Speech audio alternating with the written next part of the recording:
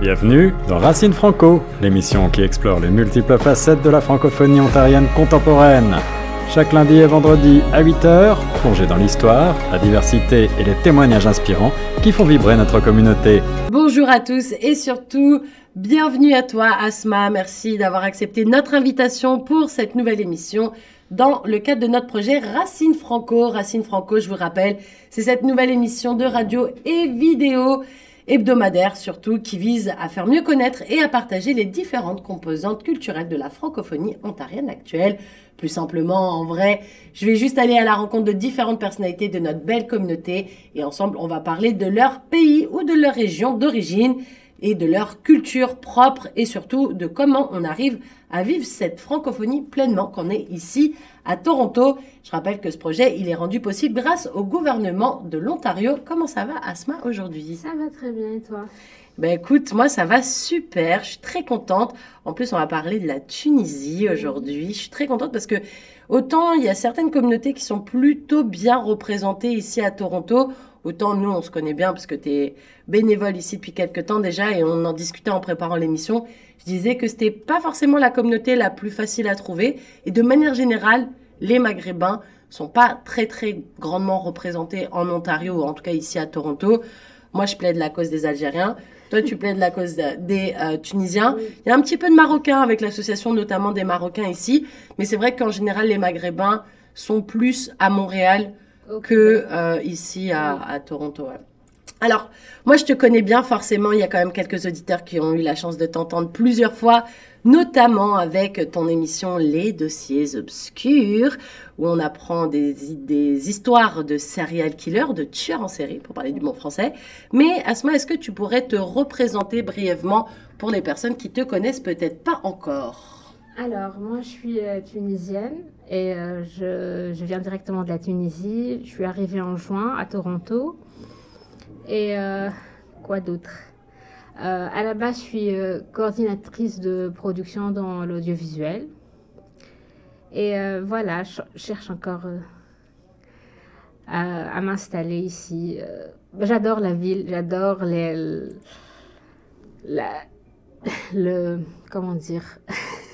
La vibe un petit peu qu'il y a à Toronto, oui, l'état d'esprit de la ville un peu. Oui, à quel point les gens sont amicaux et serviables aussi. Ouais, tu trouves que c'est un truc que tu n'avais pas forcément dans ton pays ou au contraire ça te choque de voir que même ici en Amérique du Nord, il y a des gens avec le cœur sur la main, entre guillemets? Bon, un peu des deux. Ouais. Oui, parce qu'en Tunisie, les gens ils sont très accueillants, on sait recevoir et on sait accueillir les gens. Et ici, c'est pareil. Donc, ouais, c'est ce que j'allais dire. Pour moi, les Tunisiens, ils sont chaleureux, quoi. Ils aiment bien accueillir les gens. Au contraire, plus on est de fous, plus on rit et tout. Mais justement, ça amène à ma question. Est-ce que parmi tout ce que tu as ramené dans ta valise, dans ton sac à dos pour venir, est-ce que tu as l'impression d'avoir ramené aussi quelques petits morceaux de la Tunisie? Et ce serait quoi? Qu'est-ce que tu as ramené dans ton sac avec toi? Moi, je suis une fan de jasmin. Et j'ai ramené une petite bague comme de savon d'odeur, comme ça, de jasmin. Et quand je la sens, ça me rappelle la Tunisie. Le jasmin et la Tunisie, c'est indissociable. Ah ouais, c'est drôle des odeurs comme ça. Ouais, c'est vrai qu'il y a des fois, il y a des odeurs qui te rappellent un endroit ou un moment aussi, des fois, dans ta vie et tout. Est-ce qu'il y a d'autres choses dont tu es nostalgique un petit peu par rapport au bled, comme on aime bien dire, mais à la Tunisie plus particulièrement? Non, bah... La nourriture un petit peu parce qu'on ne retrouve pas forcément de restaurants tunisiens ici. Mais... Ouais, tu nous disais justement, on avait fait une émission il n'y a pas longtemps ensemble dans le projet Bienvenue à Toronto et on disait justement qu'il y avait un restaurant tunisien à Toronto mais il a fermé. J'avais invité d'ailleurs, s'il y avait des gens qui nous écoutaient, à ouvrir un restaurant tunisien, que tu serais capable de participer au projet parce que justement ça te manque un peu. Ouais. J'irai tous les jours. Mais bon, mon père m'envoie un petit peu des colis avec de l'huile d'olive et de la harissa et des épices. Donc ça va, ça... Mais je suis pas très bonne cuisinière du coup. Donc ça... Non, mais c'est juste des saveurs en fait. Oui. Et est-ce qu'il y a d'autres choses dont tu es nostalgique, genre peut-être, je sais pas, la culture, les sorties, la chaleur peut-être aussi, parce que c'est vrai que le climat est un peu différent entre ici et la Tunisie.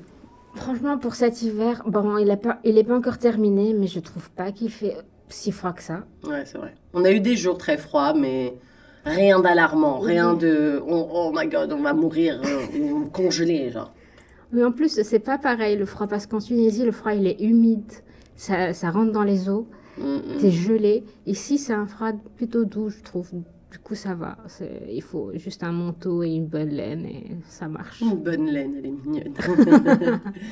Est-ce que tu as pu quand même, on disait un petit peu que c'était difficile de retrouver des Maghrébins ici, puis des Tunisiens encore plus, j'ai l'impression.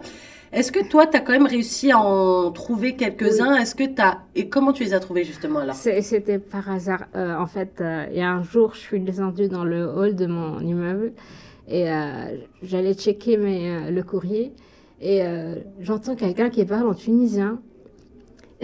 Et je me retourne, c'est un homme. Alors, il était au téléphone, j'ai attendu qu'il termine sa conversation et je lui ai dit Selem, Aslema.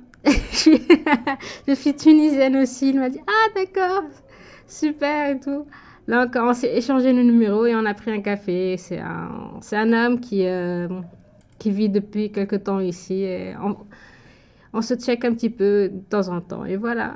Ah, c'est cool. Et lui, ça fait un bout de temps qu'il est arrivé ou ça fait quelque temps? Oui, ça fait plus de 10 ans, je pense. Ah oui. Ah, bah c'est cool ça. Ouais. Comme quoi, des fois, tu vois, on essaye de chercher à droite, à gauche, puis au final, c'était un voisin, quoi. Ouais. Et en plus, maintenant, je tends l'oreille, en fait, tu vois. Si j'entends parler arabe ou quelque chose, ah d'accord, voilà. Et justement, pour ceux qui ne se rendent pas forcément compte des diverses...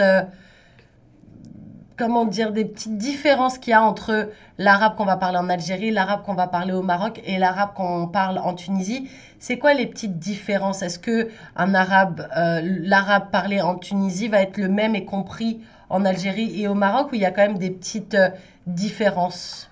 C'est quand tu l'entends, tu sais directement d'où ça vient. À cause de l'accent ou à cause des expressions? Parce que par exemple, quand moi, avec mon français de Paris, par exemple, je parle avec un Québécois ou avec un Belge, on va parler la même langue, on va parler le français, mais il y a quand même des différenciations. On va se dire, ah ouais, toi, t'as dit 90, donc toi, t'es belge. Toi, t'as dit, je vais mettre ma tuclo, donc toi, t'as un accent du Québec, ok, tu viens de cette région-là. Tu vois, il y a toujours des fois des petites différenciations, quand bien même on parle la même langue, tu vois. Oui, c'est les expressions, c'est l'accent aussi, parce que c'est pas en plus, c'est pas les mêmes mots pour les mêmes choses. Je sais pas comment l'expliquer.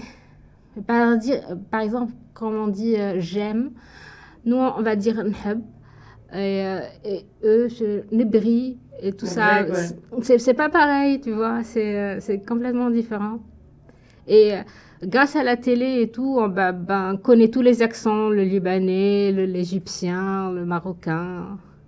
Ok, donc du coup maintenant tu tends un peu l'oreille pour voir si tu arrives à entendre quelqu'un qui parle arabe et si oui, lequel il parle en fait, c'est ça? Voilà. Ça c'est cool parce que du coup ça te permet... Parce qu'en plus en général, la plupart des personnes qui parlent arabe parlent souvent une autre langue, souvent le français. Par exemple les Libanais, ils ont les 3 langues dans leur pays, l'anglais, l'arabe et le français. Mais tout le Maghreb va parler français forcément. Les Égyptiens, beaucoup moins par contre. Non, ils ont les pas ça. Égyptiens, ils parlent pas le français en général. Ils n'ont pas ça dans leur culture, non. C'est le Maghreb et le Liban qui parlent français. Ouais, c'est ça. Ouais. Et toi, pour en venir à toi et à Asma, comment ça s'est passé ton parcours d'intégration ici? Comment t'es arrivée? Comment t'as trouvé l'appartement où t'es? Est-ce que tu t'es aidée de personnes francophones, pas forcément tunisiens du coup, parce qu'on a compris que ce voisin, tu l'as rencontré après être installé. Mais comment ça s'est passé un petit peu ton intégration? Je t'ai préparée déjà avant de venir. J'ai beaucoup regardé des vidéos YouTube et des comptes Insta et tout ça. Et bon, il faut aller vers les gens, en fait. C'est ça. Faut sortir un peu de sa zone de confort. Il ne faut pas attendre que les gens te tendent la main. Non, parce que y a un mot qui est très important, c'est que personne ne t'attend. Exactement. C'est très drôle que tu dises ça, parce que c'est souvent ce que je me dis. Des fois, je me dis, mais il n'y a personne qui m'attend, en fait. Donc, si je ne me manifeste pas, J'ai beau être sympathique, personne va me dire « Ah bah oui, je t'attendais, les bras ouverts, mon Dieu, elle est enfin là, tu vois. » Oui, c'est vaincre sa timidité. Moi, je suis très timide. C'est vaincre sa timidité et sortir de sa zone de confort et aller de l'avant. Foncer, quoi. Bon, mon appart, j'ai eu de la chance. Je l'ai trouvé sur Facebook Marketplace. Et quand j'ai visité, je me suis dit, ok, c'est bon, et c'est pas trop mal, et plus c'est bien situé et tout ça. Et la dame, elle m'a dit, ok, vas-y, sans crédit score, sans rien du tout, j'accepte, on a signé. C'est vrai que c'est dur, c'est difficile quand tu arrives parce que tu n'as pas forcément tous les trucs comme tout le monde, entre guillemets, qui sont installés là depuis longtemps, qui vont avoir forcément un dossier béton. Alors que toi, bah, mis à part le fait d'être loyal, de dire, bah, moi, quoi qu'il arrive, je vais payer mon loyer, c'est important pour moi, j'ai des valeurs, ce sera propre parce que je fais attention à l'endroit où je suis et tout. T'as rien d'autre comme cartouche pour dire à quelqu'un, prenez-moi parce que je vous en prie, j'ai nulle part où aller, en fait, c'est un peu ça, tu vois. Oui, mais c'était... moi, je suis arrivée, j'ai pris une chambre dans le dortoir de l'Université de Toronto. Oui, ça, c'est vrai que c'est le bon plan, d'ailleurs. Oui. Rappelle-le un petit peu pour les gens, justement, qui peut-être prévoient d'arriver à un moment donné à Toronto. C'est souvent pendant les vacances d'été, par contre. Oui, c'est en été. Comme les dortoirs sont vides, l'université les loue pour les voyageurs. C'est $50 la nuit. Et tu as une chambre privée? Oui, une chambre privée, mais sans les toilettes, en fait. Ouais. Juste le lit et l'armoire et le bureau et tout ça. Et il y a une cuisine commune et les parties communes pour les toilettes aussi, oui. Les salles de bain sanitaires, quoi. Et il y a une laverie dans l'étage et tout. C'est super pratique. Moi, je trouvais que c'était le meilleur plan pour rester au centre-ville. Ouais, puis rapport qualité-prix, c'est imbattable parce que pour la petite anecdote personnelle, tout le monde sait que j'aime bien raconter ma vie. Moi, quand je suis arrivée, j'avais pris une chambre dans une auberge de jeunesse. Et l'auberge de jeunesse n'était pas tout seul. Moi, je dormais dans un dortoir, on était 6, c'était mixte. Bon, moi, j'ai rien contre le fait d'être mélangée avec des hommes, mais je sais qu'il y a certaines femmes qui se sentent pas à l'aise ou confortables de dormir avec des inconnus, en fait, tu vois. Et je crois que rapport qualité-prix, bon, je parle de ça, c'était il y a quand même quelques années, moi, je suis arrivée il y a un bout de temps, mais il me semble que rapport qualité-prix, ton plan à toi, il est mieux, parce que moi, je crois que j'étais à peut-être 45 ou $55 la nuit. Mais voilà, pareil, là tu dors à plusieurs, et pareil, la salle de bain, les espaces communs sont communs, mais quand tu veux dormir, bah, ta valise, elle est au milieu de celle des autres, donc c'est un peu chiant, parce que moi je me rappelle, je suis un peu flippée, puis je viens d'arriver, oui. J'ai toutes mes affaires avec moi, donc je fermais toujours mon cadenas, puis tu sais, des fois tu vas à la douche, puis t'as oublié tes claquettes, faut revenir, faut refaire le code, oh là là, ça s'arrêtait jamais. Donc ça c'est vrai, notez bien les auditeurs de Choc FM 105.1, c'est le bon plan d'Asma ça. Si vous arrivez et que c'est pendant des périodes de vacances, n'hésitez pas à... Tu les contactes comment, par email? Il y a un site spécialisé? Oui, c'est un site, le site de l'université. C'était, moi je crois que j'avais tapé hébergement, dortoir...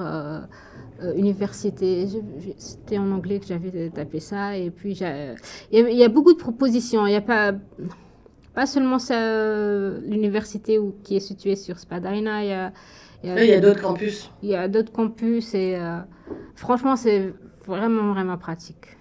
Et est-ce qu'il y a d'autres défis auxquels tu as été confrontée en arrivant? Oui, moi je croyais que mon anglais était... nickel. Bienvenue au club, moi aussi, je crois que c'était nickel. Et en fait, tu te dis, ah, mais c'était nickel chez moi, en fait, dans un endroit où l'anglais, c'est une deuxième langue, pas quand c'est principal, ok. Mais on a la chance, en Ontario, de trouver tout ce qui est administratif en français aussi. J'ai fait ma carte pour la santé, là. La carte OIP, ouais. Ouais, là, oui, je l'ai fait dès que j'ai eu une adresse fixe.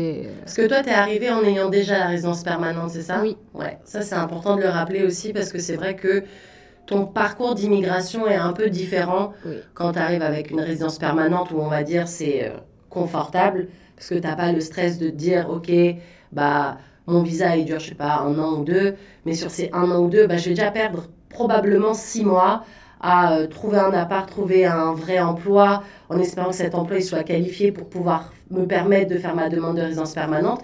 Pourquoi d'ailleurs avoir fait ce choix, Asma? Est-ce que tu préférais arriver dans les meilleures conditions possibles et que tu n'étais pas pressée?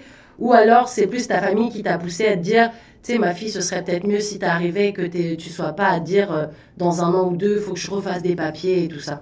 En fait, moi, je trouvais que... Moi, j'ai fait l'entrée express. C'est une procédure qu'offre l'immigration canadienne. Et le processus peut être long, mais franchement, c'est la meilleure solution. Moi, maintenant, j'ai 5 ans pour ne pas m'inquiéter de mon statut, quoi. Et puis en plus, le truc qui est cool aussi avec la résidence permanente, c'est qu'après, c'est à toi de voir. Soit tu lances ta demande de citoyenneté. Moi, c'est ce que je vais faire cette année, si Dieu veut. Mais sinon, tu as juste la possibilité, de la renouveler. Oui. Et du coup, le renouvellement, moi, j'ai des amis à moi qui se sont pris un peu trop tard pour faire leur demande de passeport canadien. Donc, du coup, ils ont fait des renouvellements. Puis, en fait, ils ont un peu pris la flemme. Parce que à chaque fois, il faut le dire aux auditeurs qui nous écoutent, c'est beaucoup d'administratifs. Que ce soit la résidence permanente ou la demande de citoyenneté, ils te demandent beaucoup de documents, beaucoup de choses à faire, des tests de langue, des tests médicaux. Enfin, il y a quand même pas mal de choses. C'est assez lourd comme processus. Donc, au moins, voilà, une fois qu'on l'a, entre guillemets, après, on est tranquille, quoi. Oui, moi, la procédure m'a pris quelques temps. Et j'ai tout documenté. Ouais, c'est important, ouais. J'ai fait un Des dossiers dans ton ordinateur? Ouais, j'ai fait un dossier. J'ai partagé avec quelques amis qui voulaient faire aussi la procédure parce que c'est pas simple. C'est pas compliqué, mais c'est pas simple. Ouais. En fait, si on sait pas par où commencer et tout, moi j'ai une amie qui m'a beaucoup aidée. Et si j'avais pas cette amie, je ne saurais pas comment. Pourquoi elle l'avait déjà fait aussi? Non, elle travaillait dans une agence qui aidait les gens à partir. Okay. Du coup, elle connaît tous les ficelles. Depuis la Tunisie? Oui, depuis la Tunisie. Les gens qui font entrée express et ceux qui viennent avec les permis de travail. Ouais, c'est différent, ouais.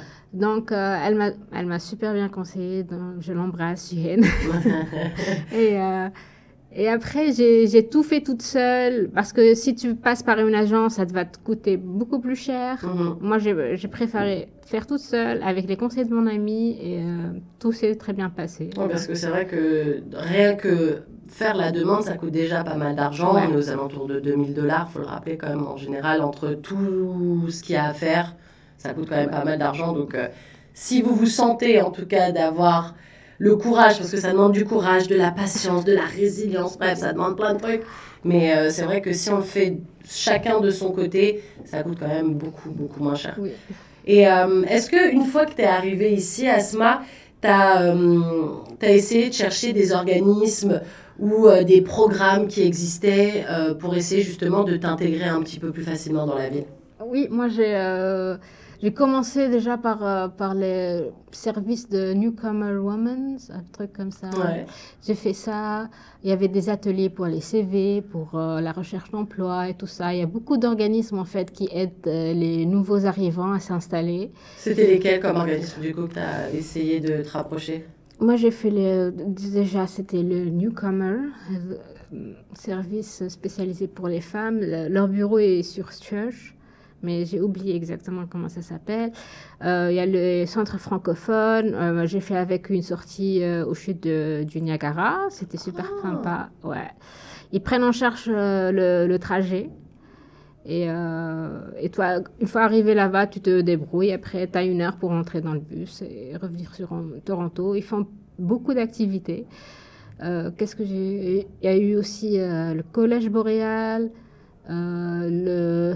CE, c'est le service, je ne sais plus, je ne veux pas donner des fausses informations, mais c'est le service Cariel, ça aide aussi les femmes nouveaux arrivantes pour les emplois, pour le bénévolat et tout ça. Il y a beaucoup de services Moi, j'ai presque tout fait. Non, mais c'est cool, justement, parce qu'il y a plein de gens, comme tu disais, qui sont timides et qui ne vont pas forcément se retourner vers ces organismes, alors que ces organismes, ils sont là exprès à tendre des mains vers les gens. Après, eux, ils sont comme ça. Si toi, tu viens pas attraper la main qui tente, bah forcément, il va rien se passer. Comment tu as entendu parler de Choc FM aussi? Parce que toi, tu es aussi bénévole ici. Comment tu as connu la radio? Je crois que c'était une des conseillères du Collège Boréal qui m'en avait parlé. Okay. Et du coup, moi, j'ai envoyé un email. J'ai eu un entretien. Et voilà. C'est ça, en fait. C'est écrire des emails, aller sur place et tout ça. Se montrer, en fait. Rappeler que tu es là et que tu es pleine d'envie et tout. Est-ce que ce serait un peu ça, si tu avais un conseil à donner justement à des personnes nouvelles arrivantes, francophones, forcément? Parce que quand tu arrives et que tu es anglophone, je trouve que, pas que ce soit plus facile, parce que je pense qu'une immigration, peu importe d'où tu viens, quand tu arrives dans un endroit où tu n'as ni attache, ni connaissance particulière de la zone où tu arrives, ça reste quand même difficile, on va pas se mentir. Même des fois, immigrer dans son propre pays, d'une région à une autre, c'est super dur parce que tu n'as pas tes attaches. Ça revient pareil qu'au final, tu te déplaçais méga loin. Mais toi, si tu avais justement des conseils pour les nouveaux arrivants francophones, tu dirais quoi, Asma? C'est chercher de l'aide. Parce que personne ne peut rien faire tout seul, en fait.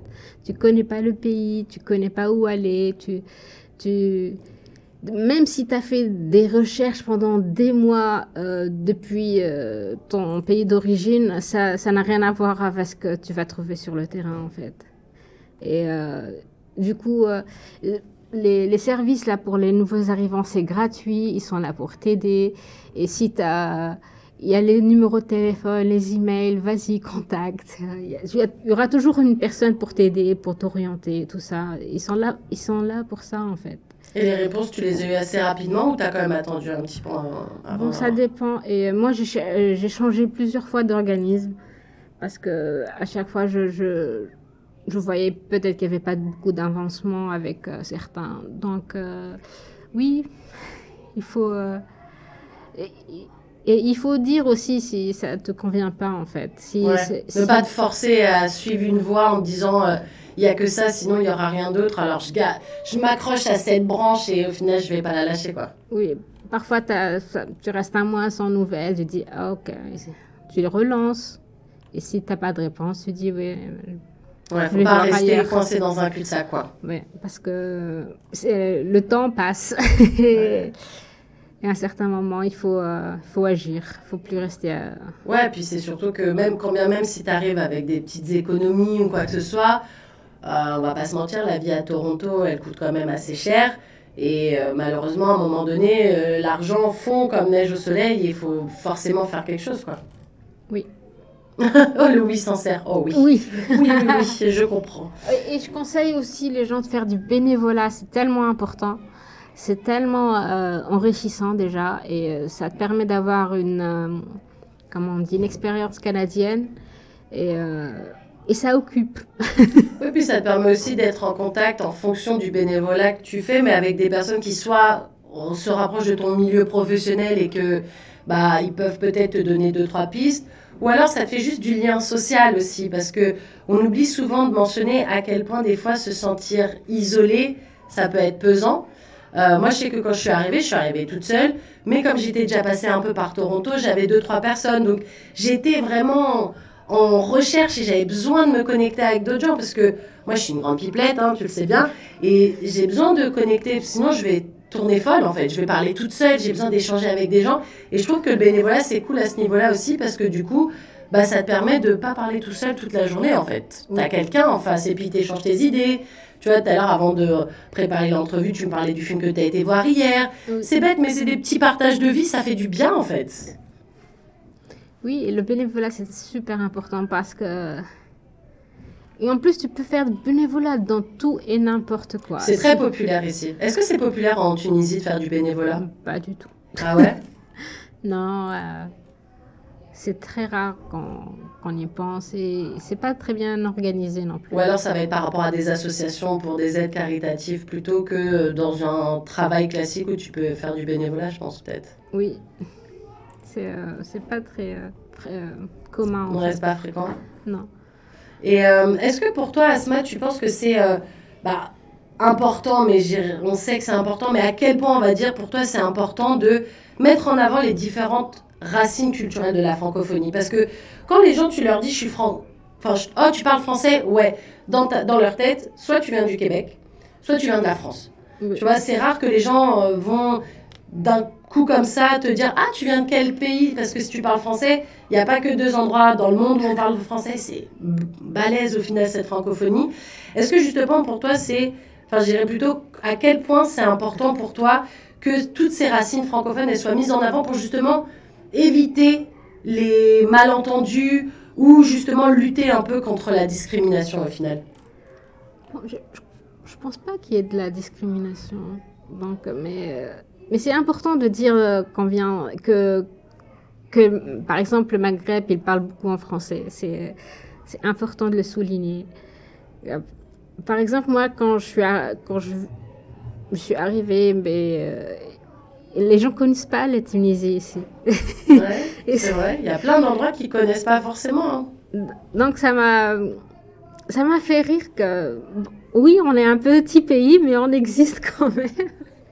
Et j'ai eu plein de questions bizarres et la Comme Tunisie.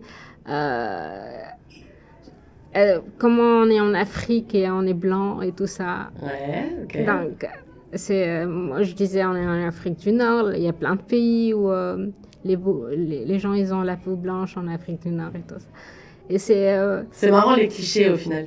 Oui, et moi ça me fait rire, mais je prends pas. Oui, parce que toi t'es bien dans tes baskets et que du coup, même limite, même si c'était un pic, quelque chose de méchant, toi t'es tellement bienveillante que tu vas pas le prendre mal en fait. Tu vas pas voir le mal derrière sa question en fait. Oui, mais bon. Et il y a des gens, tu parles avec eux pendant des heures et ils te disent, ils prononcent le mot encore Tunisie à l'envers et c'est marrant. Je sais Tunisie pas. à l'envers, ça donne quoi? Tuzini? Je sais pas comment ils le disent, mais c'est marrant d'entendre ça. Bon, mais c'est pas forcément les Canadiens qui sont pas au courant, c'est les autres nationalités parce que Toronto c'est tellement multiculturel. Tu rencontres tellement de gens de différents endroits du monde, ouais. De différentes origines, c'est dingue quand même. Ouais. Et pourtant, on ne croise pas beaucoup de Tunisiens. Non.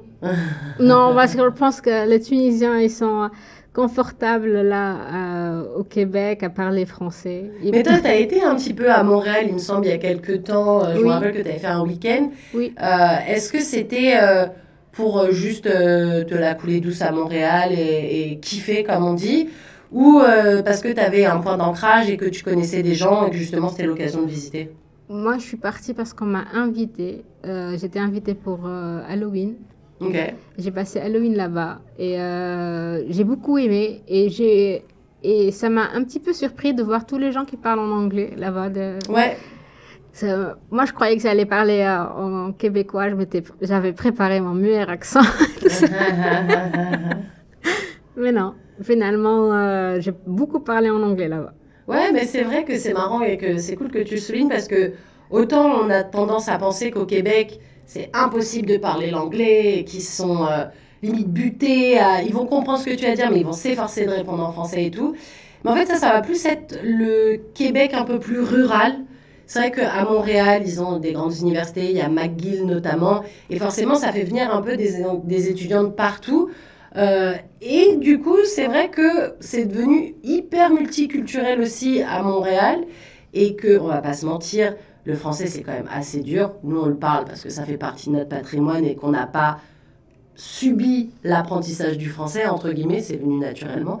Mais je pense que quand, admettons, je sais pas, tu viens d'Inde, Oui. Bah, le français, c'est pas la langue qui va être la plus simple à apprendre. Donc, du coup, bah, si tu as l'opportunité d'apprendre l'anglais, en sachant qu'au Canada, c'est la langue qui va te servir, entre guillemets, le plus, quand bien même les deux sont officiels, mais il y a beaucoup d'anglais. Et moi, je me rappelle m'être fait la réflexion pareil en me disant, ah ouais, c'est beaucoup plus anglo que j'aurais pu le croire. Mais par contre, c'est vrai que plus tu vas un peu dans les zones rurales, les petits patelins, les trucs comme ça, bah là, les populations sont un peu plus vieillissantes aussi, donc forcément, eux, l'anglais, c'est pas leur truc. Et puis, ils ont plus à cœur, justement, bah, de parler le français, quoi. Oui. Ouais. Bon, j'ai passé que 2 jours à Montréal. Moi, j'ai pas pu tout explorer non plus. Mais c'est le ressenti que tu as eu, quoi. Ouais, ça, j'étais étonnée. Ouais. Je croyais quelque chose et après... Mais la nourriture, elle est plus européanisée, on va dire aussi, je trouve. Moi, je trouve qu'on mange bien mieux à Montréal qu'à Toronto. Et d'ailleurs, petite info, c'est la petite anecdote de l'entrevue. Il y a un super endroit pour faire des brunchs à Montréal, ça s'appelle l'Avenue. C'est hyper, rapport qualité-prix, c'est hyper correct. On mange très très bien. Moi, j'avais mangé des œufs bénédicts avec de l'effiloché de canard à la truffe. Bref, incroyable. Et bien, sachez que l'Avenue, ça ouvre à Toronto, là. Ouais, dans le nouveau centre commercial / nouveau bâtiment qui s'appelle The Well. Donc, pour l'adresse, c'est Spadina et Front, il me semble. Okay. Et c'est un nouvel ensemble d'immeubles et ils ont fait toute une zone aussi de shopping, de restaurants, tout ça. Tu peux y aller, c'est super cool, ça a déjà ouvert. C'est déjà ouvert? Ouais, ça a déjà ouvert. Ça a ouvert petit à petit. Il y avait d'abord l'Adidas, le magasin Adidas qui avait ouvert. Et puis petit à petit, ils ont commencé à ouvrir les autres boutiques et d'autres restaurants. Et ce restaurant qui s'appelle l'Avenue, lui, il n'est pas encore ouvert, mais il arrive très très prochainement. Donc voilà. J'ai pas de promo code, j'ai rien du tout. Je suis juste là pour vous donner des bons tuyaux. Mais ouais, ça c'est vraiment pas mal. C'est vrai que Montréal, ça change un peu quand même. Question maintenant, on va passer dans la deuxième partie un petit peu de cette entrevue, Asma. Oui. Ça va plutôt être comme un quiz. Donc je vais te poser des questions par rapport à la Tunisie et tu vas me dire instinctivement comme ça ce qui te vient dans la tête. D'accord, okay, ça marche. Si je te dis le ou la plus grande actrice du pays, ce serait qui? Hind Sabri. Et vas-y, situe la personne pour nous qui connaissons pas forcément. C'est une actrice tunisienne. Elle a commencé très jeune à faire je crois que c'était Le Silence des Palais. Et maintenant, elle a joué d'ailleurs dans le film Les Filles d'Olpha. Ouais. Et elle a eu une très grande carrière maintenant en Égypte et elle est superbe. Moi, je la connais pas personnellement, mais comme j'ai travaillé dans l'audiovisuel et j'ai beaucoup d'amis qui ont bossé avec elle, et ils me disent que c'est une femme superbe. Ouais. C'est une actrice vraiment qui... elle se donne à fond pour ses rôles et c'est une femme qui a le cœur sur la main. Ah, mais ça c'est bien. Les gens, quand bien même leur succès, ils gardent un peu les pieds sur terre, ça fait toujours plaisir parce qu'il y a tellement de gens qui prennent le melon énorme que des fois tu dis ok. Alors toujours dans le ou la plus grand, là ça va être au niveau musique. Le ou la plus grande star dans le milieu de la musique, ce serait quoi pour toi? Oh my God. Ou la personne la plus populaire? Ah oui, c'est Lotfi Bouchner. C'est un artiste phénoménal. Moi je le connais, je l'ai rencontré plusieurs fois et c'est un homme, waouh. Ses chansons sont tellement dans nos racines. Il a une très longue carrière, ce monsieur. Et si on devait définir la musique tunisienne, c'est lui. Ce serait l'autre. Ok. Un film culte pour toi? Oh là là. J'ai le nom tunisien. Mais tu peux le dire en tunisien. Hein. C'est Asfour Sta. C'est... je crois, L'Enfant des terrasses. Ok. C'est un film dans les années 80. Ça avait choqué à l'époque parce qu'il y avait beaucoup de nudité et tout ça, mais c'est tellement... et aussi Un été à la Goulette, dans le même esprit. Ok, c'est cool parce que c'est des films que je connais pas forcément et je trouve que on a trop tendance à se dire quand on pense cinéma, on pense toujours... gros film, blockbuster, truc à l'américaine, avec des papapapapapap dans tous les sens. Et on parlait du film Les Filles d'Olpha, parce qu'on l'a vu toutes les deux. Là, on est dans un autre genre de cinéma. Et je trouve que c'est cool, en fait. Parce que c'est pas forcément ce qu'on va le voir le plus. Quand bien même, on le rappelle, Les Filles d'Olpha a été nominé aux Oscars. Et ça, c'est cool. Oui. Parce que justement, les films, faut pas que ce soit que Hollywood, en fait. Il y a du bon cinéma partout dans le monde. Et là, pour le coup, avoir des films francophones ou qui se passent dans des pays francophones, ça fait plaisir, en fait. Oui. je m'en remets pas des films dont je parle. Ouais, on en a parlé en antenne, c'est vrai qu'elle était arrivée avec une tête, j'ai dit ça va, elle m'a dit ouais, je me remets pas du film que j'ai vu hier. Ok. Si tu devais nous dire un plat typique de la Tunisie, Larissa n'est pas un plat. Le couscous. Le couscous. Ça, c'est propre au Maghreb, mais c'est vrai que chaque pays a sa recette. Son Et couscous. ouais, c'est ça. C'est quoi le couscous tunisien, du coup? C'est comme les autres couscous, mais Donc c'est pareil, semoule, légumes et des viandes, oui, pour ceux mais qui savent pas ce que ils c'est. arrosent le couscous avec le jus de viande et de la sauce là, c'est pas pareil, je sais pas. Et au niveau des viandes, vous utilisez quoi, vous, dans votre couscous? C'est de l'agneau ou de la vache, du bœuf. De la vache. De la vache. Pas de merguez? Non. Ah là là là là là Pas de là. merguez. Le merguez, c'est carrément autre chose. Et aussi, il y a un plat qui est pas du tout connu, mais ça s'appelle le kefteji. Et c'est avec des légumes frits qui mélangent, qui mixent bien avec des œufs et des pommes de terre. Et c'est un régal. Maintenant, Ouais, là, tu m'as ouvert l'appétit, oh mon Dieu. Toujours dans le côté gastronomique, Asma, si tu devais dire la boisson la plus populaire en Tunisie, ce serait C'est quoi? Bougassidr. C'est quoi ça? C'est une boisson, ça ressemble à du coca, mais ça n'a pas du tout le même goût. C'est le Selecto comme en Algérie, non? C'est un goût de banane, c'est très particulier. Ça se fait qu'en Tunisie et c'est du... Waouh. Waouh. Et t'arrives pas à le trouver ici? J'en ai pas cherché encore, mais c'est très bon, Bougassidr. Ok, bah voilà, bah si vous avez des bonnes adresses pour trouver ça, n'hésitez pas à m'écrire programmation@chocfm.ca. Un endroit, alors si tu devais, voilà, je sais pas, tu croises quelqu'un qui te dit je vais me rendre en Tunisie et je suis à la recherche d'endroits touristiques ou en tout cas d'un truc à visiter qu'il faut absolument pas rater. Oui. Tu donnerais quoi comme conseil? Sidi Bou Saïd. Ouais, pourquoi? C'est dans la banlieue de Tunis. D'ailleurs, toi, tu viens de quelle ville? Parce que je crois pas que tu l'aies dit tout à l'heure. Non, moi je viens de Bizerte, c'est au nord de la Tunisie. Ok. Et Sidi Bou Saïd, c'est la carte postale de la Tunisie en fait. C'est les maisons blanches avec les fenêtres bleues, c'est les cafés. C'est la Grèce de la Tunisie, quoi. Oui, c'est juste comment dire, c'est une colline et c'est merveilleux. Ils ont bien travaillé dessus, c'est très bien conservé et c'est magnifique. Voilà, donc si vous avez un endroit à visiter, n'hésitez pas. Sidi Bou Saïd, vous mettez direct sur votre carte.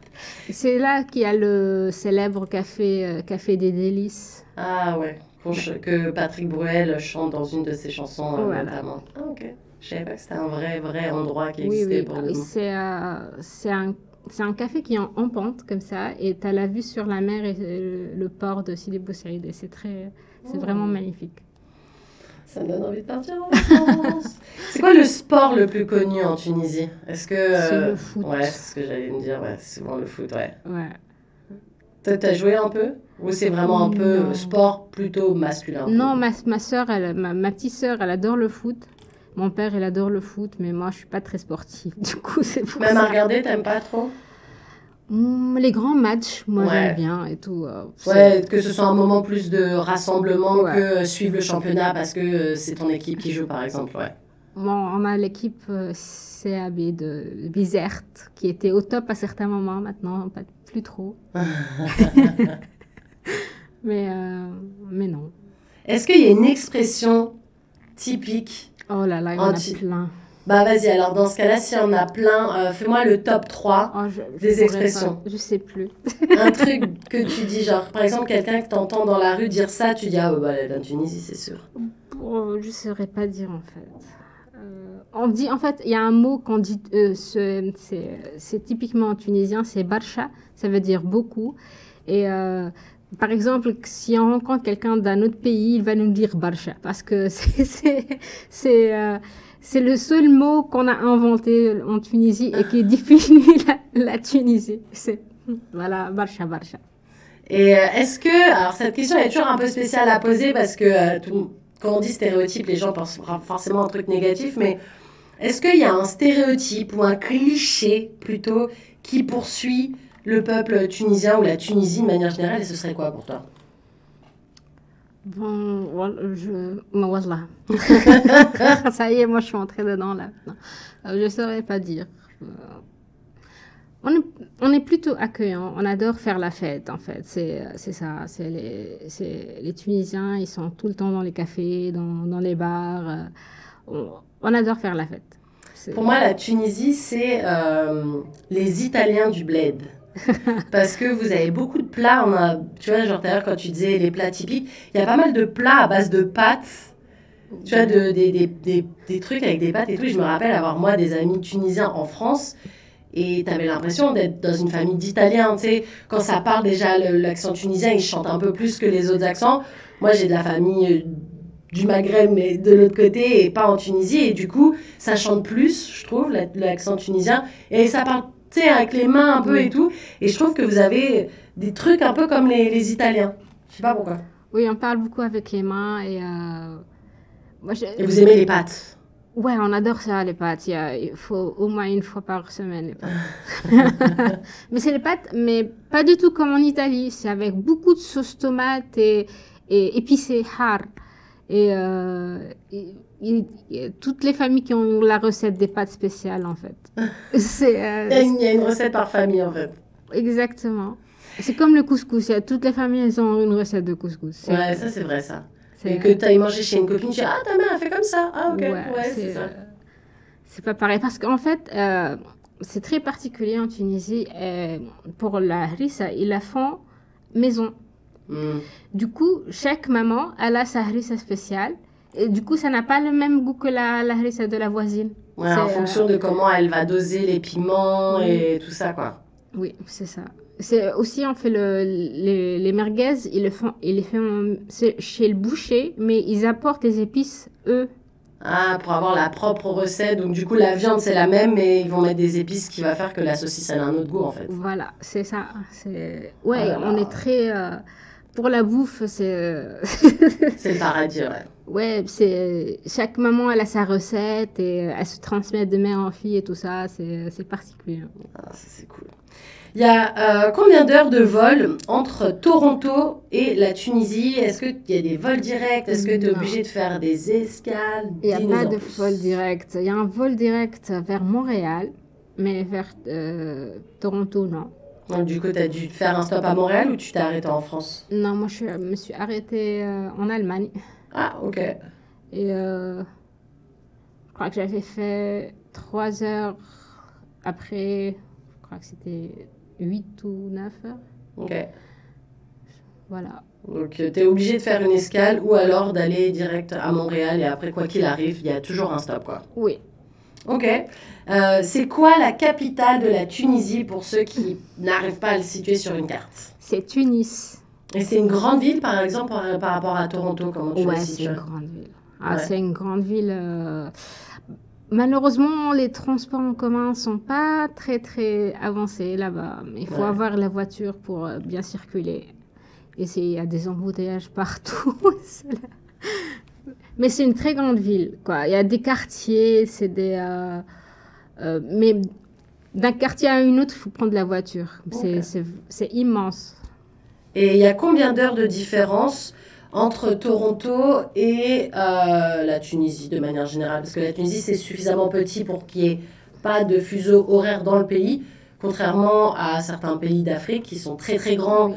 Et que du coup, il y a enfin, il y a comme au Canada, en fait, tu vois, il y a plusieurs fuseaux horaires. Là, la Tunisie, entre Toronto et chez toi, il y a C'est combien 6 d'heures? heures. C'est comme en France. C'est comme en France. Ok. On est sur le même fuseau horaire que la France. Et est-ce qu'il y a des dialectes? Parce que souvent, dans les pays, quand bien même il y a une langue ou deux officielles, il y a souvent des dialectes. Il y en a en Tunisie? Oui, ça diffère du nord au sud et de l'est en ouest. Donc plusieurs dialectes différents du coup? Je crois que c'est 2 ou 3. Et est-ce que c'est comme d'autres pays du Maghreb où on dit c'est les chleuh, les dialectes un petit peu dans les campagnes rurales, ou vous avez des noms un petit peu différents? Moi, je connais pas les noms en fait, mais on dit... comment on dit? Non, on dit pas ça. Non, C'est chatoyant en fait. Et est-ce que c'est possible de comprendre quand on a les... Oui. Ouais, c'est Oui. pas une langue complètement différente, Non, il y a certains mots inventés pour...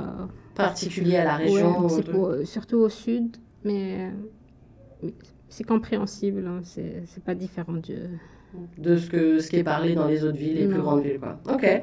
Est-ce qu'il y a un habit traditionnel en Tunisie, et si oui, lequel selon Oui, toi? c'est la djellaba.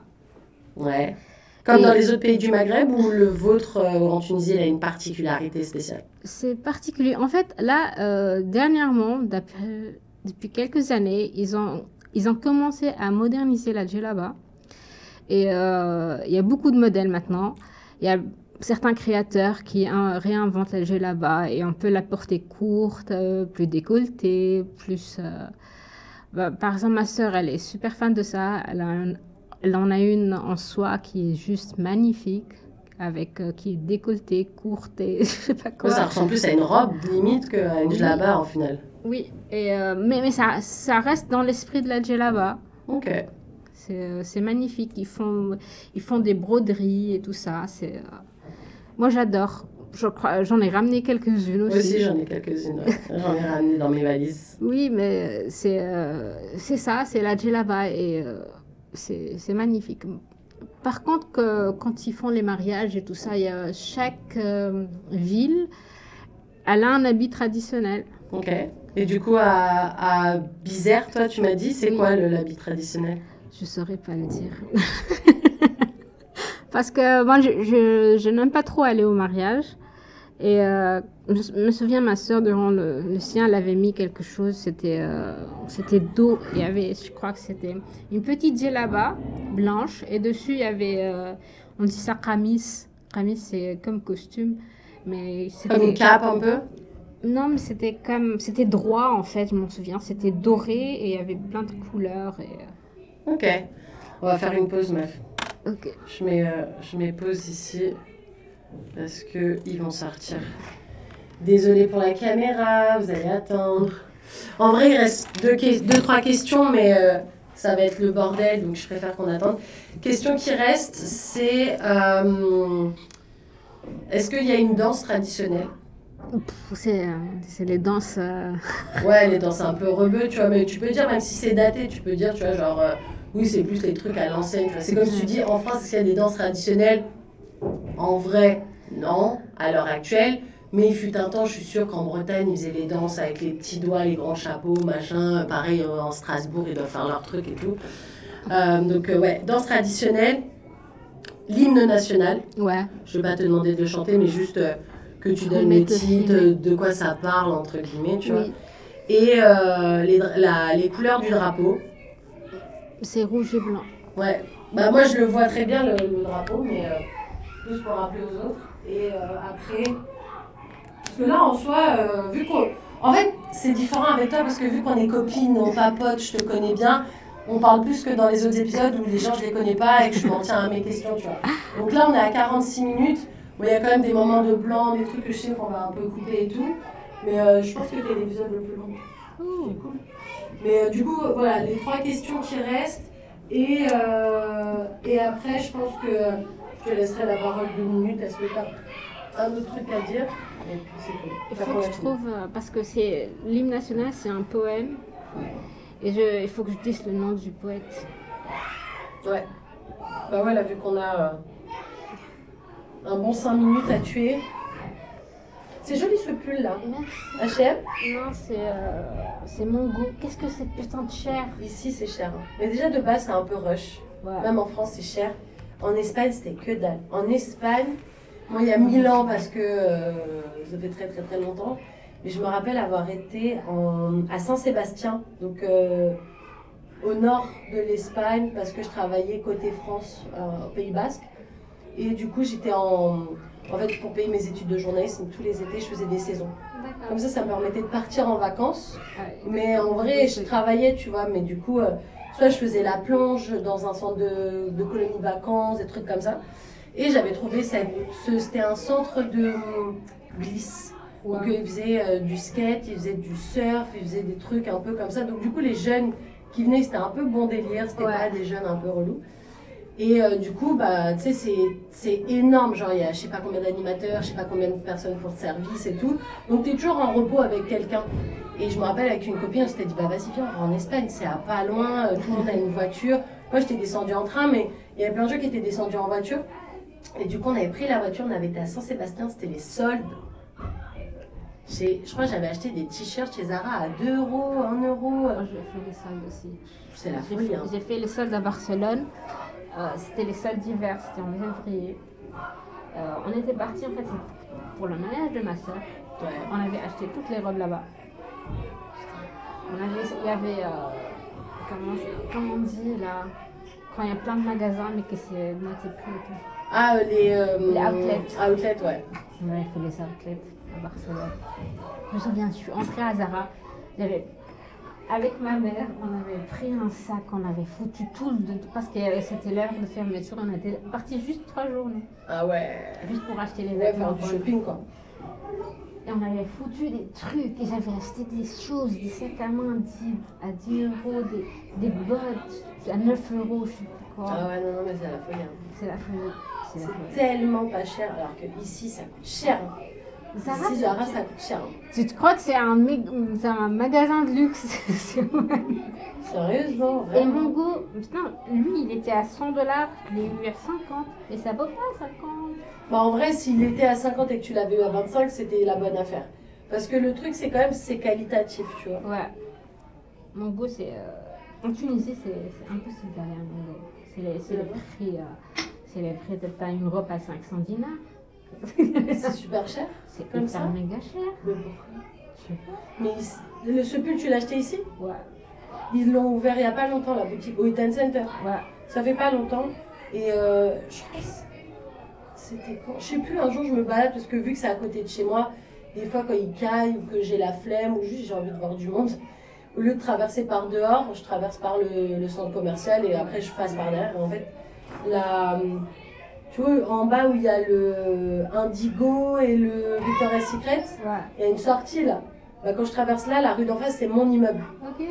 Donc trop pratique pour moi, tu vois. L'hiver, surtout, je traverse comme ça. Et je crois que j'étais au 2e étage, donc je redescends pour aller couper pour un truc. Puis je vois le mango, je suis là. Oh, bah cool. Allons jeter un œil. Ah bah l'œil, je l'ai jeté, je l'ai récupéré vite, vite. Hein. Aïe, aïe, aïe. Oh, je crois que j'ai vu une salopette, parce que je sais pas, j'étais dans mon délire, j'ai trop envie de me trouver une salopette que j'ai trouvée. Bah moi j'ai trouvé à Value Village, tu vois. Bon après c'est toi et ta chance, parce que du coup il y a une salopette dans une taille et il faut que ça fitte. Mais du coup là je me suis dit, ah bah vas-y je vais regarder s'ils ont des salopettes et tout, j'ai trop envie d'une salopette. Ah mais j'ai pas trouvé de salopette, mais j'ai vu une jupe en jean, que vraiment au marché d'Argenteuil à côté de chez moi je leur ai payé 5 balles, 80 $. Voilà, j'étais là. Genre au début j'avais pas vu le 0, j'étais là, ah cool. Après j'ai vu le 0, j'étais là, ah moins cool. Bye. Super cher. Ouais. Moi je suis rentrée juste parce qu'il y avait les soldes, parce qu'en été, je suis partie à Mango, j'ai pris 3 pulls. C'était pas du tout cher, j'ai eu 3 pulls, je crois que c'était 90 $. Ouais, mais en été, parce que du coup c'est la collection de l'hiver et que ouais. Du coup ils savent qu'ils vont pas la remettre. C'est pareil, Zara, je vais copain le solde. Moi aussi la plupart du temps, sauf si vraiment j'ai besoin d'un truc et que je sais qu'il n'y a que là et que vas-y et tout. Mais ouais, mais déjà de manière générale, je me suis calmée sur le shopping, que j'ai moins le temps d'en faire, que j'ai un loyer qui me coûte les yeux de la tête, donc voilà. Quand j'étais chez mes parents c'était pas pareil.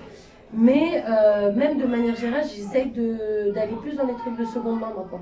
Ouais. Genre si je peux, d'une je sais que du coup j'en ai un et personne va avoir le même truc que moi. Et de deux, je me dis, bon, c'est pas grand chose, mais c'est mon petit geste pour la planète, quoi. Ouais. Moi, je fais tout le temps au Value Village qui est là. Eh ben, écoute, je vais te donner une meilleure adresse. Celui-là, il est très bien, il est grand. Ce qui est cool, c'est qu'il y a des objets. Oui. Et ce que je trouve, moi, j'ai pris mes gourdes là-bas. Ouais, il y a ça, il y a des cadres. Moi, j'ai trouvé des petits objets que j'ai offert à des copines. J'ai trouvé une machine à raclette pour une personne.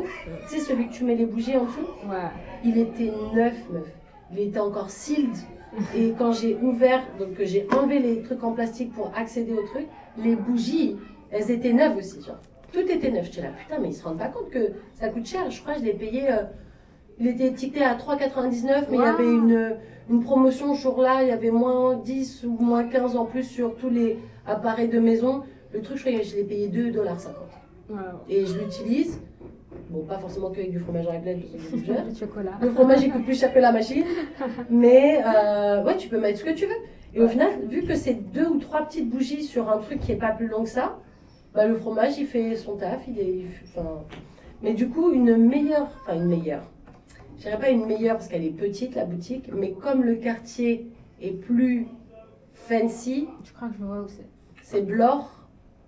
Sur Blore et Blore et Spadina, un peu avant. C'est-à-dire, là, on va dire c'est Spadina ici. Tu marches un peu comme si tu allais vers Bathurst, entre Spadina et Bathurst. Je crois la rue, c'est rue New Brunswick, peut-être, un truc comme ça, ou Brunswick. Il y a un magasin de BD à côté. Ouais, bah, sur le même trottoir, ouais. Ouais, je crois que je suis partie là-bas. T'as le magasin de BD où il y en a un ou deux, je crois, avec un magasin de jouets. Et c'est sur le même trottoir, sur la droite, là. Enfin, trottoir sud, quoi. Et de l'extérieur, c'est genre en bois. Et c'est une grosse porte et tout. J'ai trouvé ma salopette là-bas, je l'ai payé 10 balles. Là, je l'avais acheté avant de partir en France et du coup, je l'avais mis dans un coin parce que j'aime bien les faire tremper et tout quand c'est de seconde main. Là, il est en train de tremper, mon truc d'ailleurs. Et j'ai trouvé un jean Zara, plein de jeans, un jean Calvin Klein, 10 balles, enfin, Guess, enfin bref. Et la dernière fois, j'y vais pour... dans l'idée, je voulais un manteau en laine long. Tu sais, genre les vraiment longs. Mais comme moi, je suis grande, c'est dur pour moi de trouver un manteau qui est vraiment long sans qu'il fasse XXXXL, tu vois. Donc bref, je trouve pas de manteau. Par contre, je vois une veste. J'avais fait un premier tour, je l'avais pas vu. Et je fais un deuxième tour en mode, vas-y, je vérifie qu'il n'y a plus rien qui me plaît, et tu vois. Et là, je vois un manteau en genre de daim incroyable, la veste incroyable. Genre, elle est comme en 2 parties. Tu vois, genre là, ça se serre, et puis là, c'est plus large, marron, de la même couleur que des Timberland, là. 20 $. Je me dis, putain, tous les manteaux, ils sont à minimum 30. Pourquoi celle-là, elle est à 20 $ et tout? Je regarde la marque, c'est un truc du Canada, je connais pas et tout. Et je l'ai sur le bras, je l'essaye et tout, puis je le garde sur moi parce que je pense la prendre. Et il y a une dame qui me dit, ah, c'est moi qui l'ai reposée, mais elle vous va vraiment bien. Ok? Puis elle refait le tour, puis elle me voit toujours avec, elle me dit, faut la prendre, elle vous va vraiment bien. Hein. Dans ma tête, je suis ok, si je le pose, elle le récupère. C'est sûr, elle est dégoûtée. Parce qu'à mon avis, elle s'est vue avec, elle est un peu spéciale la veste, tu vois, elle fait un peu trappeur, tu vois, dans la montagne. Ouais. Moi, je trouve ça ultra stylé, tu vois. Et du coup, je la prends, je l'achète 20 balles, hein, 19,99. Et je pars à New York avec ma pote, on fait un week-end. Et elle me dit, putain, elle est cool ta veste et tout. Je dis, ouais, elle me dit, c'est quoi la marque? On regarde sur le site de la marque, les vestes, elles étaient entre 400 et 600 $. Wow. Et je l'ai payé 20 balles. Il y a plus de designers. Il y a même, j'ai vu un manteau Karl Lagerfeld, 20 balles, 30 balles. Enfin, les manteaux étaient à 30 balles. Mais toutes les vestes, les machins, je crois que j'ai pris une veste un peu genre costard. Tu sais, des fois ici, j'ai des rendez-vous, puis moi, j'ai tendance à mettre des sweats et tout, je kiffe, mais des fois, il faut que je sois un peu plus... posé. Ouais, protocolaire, on va dire. Donc, je me suis dit, bon, j'aime bien dans l'idée, mais je veux pas me mettre trop cher dans un truc que je vais mettre une fois de temps en temps comme ça. Et ben, une veste de costard Guess, j'ai payé 10 balles, je crois. C'est ouf, hein? Voilà. Bon, allez, reprenons, parce que sinon, on va se mettre à papoter, et j'aime trop papoter avec toi, donc du coup, on va prendre l'après-midi. Du coup, désolé pour le montage. On reprend, moi je relance ça ici. Hop, on est reparti. Du coup, Asma, est-ce que tu peux nous dire s'il y a une danse traditionnelle en Tunisie? Peut-être que c'est un peu daté, souvent on parle de danse traditionnelle, on a souvent des trucs un peu vintage en tête, mais est-ce qu'il y a une danse traditionnelle? Pas à ma connaissance, mais on adore danser comme les danseuses du ventre. Ouais, les danses orientales. Danse orientale. 2 coups de percussion et ça part direct. 2 coups de derbouka. Derbouka et ça y est, c'est fini. Moi, par exemple, quand je mets de la musique ici orientale, je peux pas m'empêcher de danser. C'est pour ça que je m'en mets jamais dans la rue parce que je risque de danser dans la rue. Voilà. pour éviter tout mouvement incontrôlé. Oui, parce que c'est dans notre sang. C'est 2 coups de darbouka et c'est parti. Darbouka, pour ceux qui ne comprennent pas l'arabe, c'est le tam-tam un peu traditionnel, assez grand, et puis en fonction de là où tu tapes, les sonorités sont assez différentes. C'est assez typique pour le coup, ça. C'est un peu... Je ne l'ai pas dans ma liste de questions, mais s'il y avait un instrument de musique, c'est ça. Ce serait un peu ça, ouais. Oui. Est-ce que tu peux nous dire quel est l'hymne national de la Tunisie? C'est Houmet el-Houmet. C'est un poème de Ibn Khaldoun. En fait, c'est pendant... Oh, j'arrive plus à trouver les mots. Excusez-moi. Non, on fait là, t'inquiète. C'est... comment on dit? Lors de l'évacuation des Français de Tunisie. Ouais, quand ils sont partis. Oui, c'est là que ce poète a été inspiré, puis il a fait le texte. Il a fait le texte et c'est devenu... c'est très engagé comme hymne. C'était pour signer un peu la fin de la colonisation française, quoi. Voilà, c'est engagé et ça parle des enfants, du sang, des martyrs et tout ça. Un rappel un peu patriotique, quoi. Voilà, très patriotique. Ok, et quelles sont les couleurs du drapeau tunisien et comment il est décrit, le nous un petit peu, parce que moi je l'ai en tête, mais les drapeaux, souvent en Afrique, on les confond tous, parce qu'ils ont souvent les mêmes codes couleurs. Et du coup, des fois, on confond un peu. Rappelle-nous comment il est celui de la Tunisie. Il est blanc et rouge. Et il ressemble beaucoup à celui de Turquie. Ouais. Mais en fait, c'est un cercle blanc. À l'intérieur, il y a un croissant et une étoile rouge. Et pareil, ça représente le sang des martyrs. Et le croissant, c'est pour signifier que c'est un pays islamique. Et l'étoile, je m'en souviens plus trop. Ouais. Mais voilà. Et avant qu'on se quitte, Asma, est-ce qu'il y a quelque chose que tu voudrais partager avec les auditeurs de Choc FM 105.1 ou une petite annonce, un petit truc, un petit mot de la fin? Je sais pas trop quoi dire. Bon, j'espère rencontrer plus de Tunisiens sur Toronto. Et s'il y a quelqu'un qui ouvre un restaurant, sachez que Asma viendra commander chez vous, ça c'est sûr. Moi aussi d'ailleurs. Oui, je voudrais vous conseiller d'aller voir Les Filles d'Olpha, c'est vraiment magnifique, voilà, je m'en remets toujours pas. Parce que c'est une vraie histoire qui s'est passée en fait, c'est ça pour le coup. C'est l'histoire d'une mère et ses filles et c'est tellement émouvant. Il y a Hen Sabri qui joue dedans. Ouais, dont on a parlé tout à l'heure, ouais. Oui, et je vous conseille à fond d'y aller, voilà. Et ben voilà, c'est sur ce bon conseil qu'on va se quitter. Merci beaucoup Asma d'avoir participé à ce Racine Franco où on a parlé donc de ton pays d'origine, la Tunisie. C'était Nathalie Salmeron, à très bientôt. Et je rappelle que ce projet, il est rendu possible grâce au gouvernement de l'Ontario. Merci. Ce projet est rendu possible grâce au gouvernement de l'Ontario.